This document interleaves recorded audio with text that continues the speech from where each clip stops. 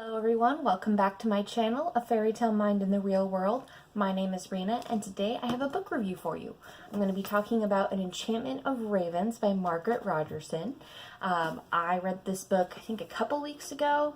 It should be in my vlog, but I thoroughly enjoyed reading this book. It is set in a world where there are fae, and it talks about a young girl named Isabel who uses what is called a craft with a capital C, and her ability is painting, and the fae do not have the ability to craft at all. They can't make anything. If they do, then they start to go up in ashes. They start to disintegrate, and so they buy whatever craft they can from the humans.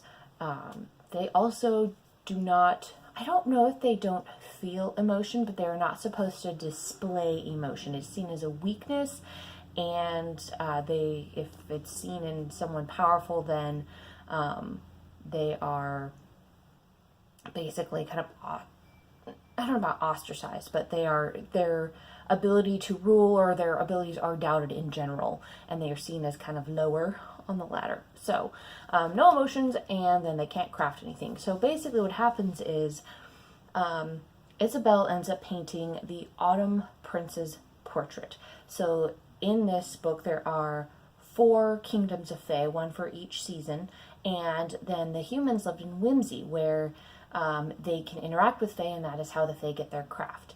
So Isabel's parents were killed by some kind of evil fae beast when she was younger. So she lives with her aunt, who is a healer, and 2 younger twin sisters.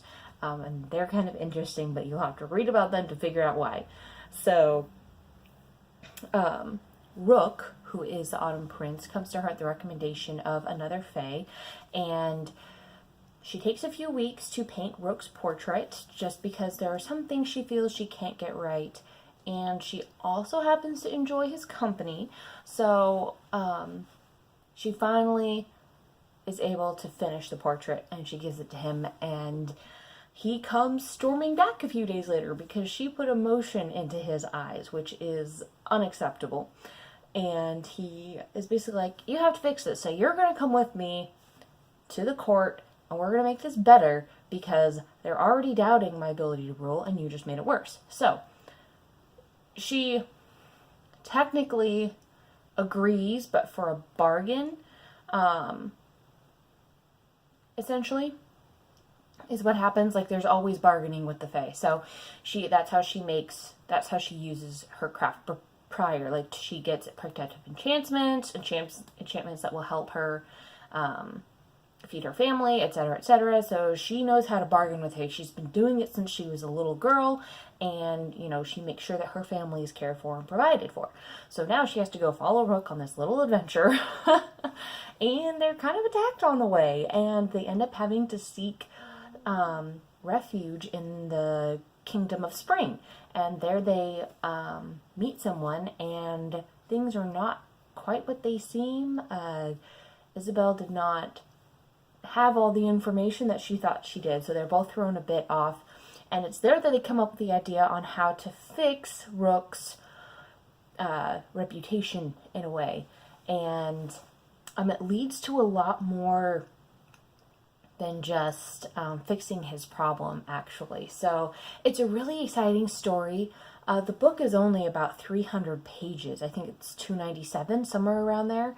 And so you would almost think that it would feel rushed and that there's not enough time to be explaining everything that's going on. But actually, Margaret Rogerson does a really good job because she explains all the fae things. There's little quirks and things that are explained along the way that are really fun, that I enjoyed.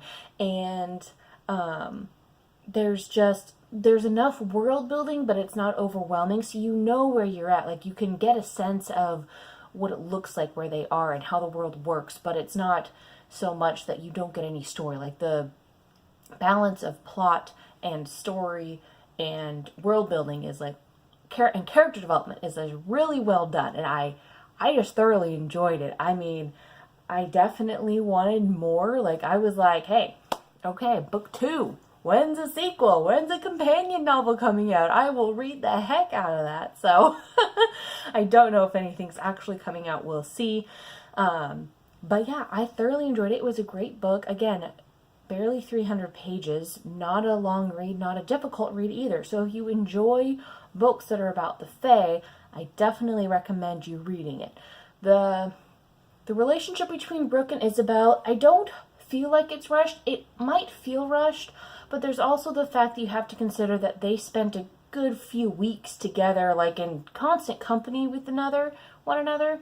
And I know that Isabel was painting Roke and all that jazz, but they still had to talk and get to know each other a little bit. So, and that actually did happen. So it was kind of glossed over because you don't need all the details from that necessarily. I can see how people might feel that it was a little rushed. I felt it was actually pretty well done, and I can see how they would be genuinely attracted to each other within that amount of time. And then going on a dangerous adventure with someone usually makes the feelings more intense just because you have to rely on them and trust them, and that helps your mutual feelings grow a little bit, I feel. That's just me. I could be wrong. Who knows? But that's how I feel. So I feel it was pretty well done. I enjoyed it. I really didn't have any problems with it. And like I said, the only thing that I wish is that there were more stories because I would read all of them. So yeah, I think that about wraps up my review. Let me know in the comments below if you guys have read this book and whether or not you liked it, and if there are any other books that you might recommend I read based on the fact that I really enjoyed this book. Yeah, so thank you guys for watching. Make sure to like this video and subscribe to my channel.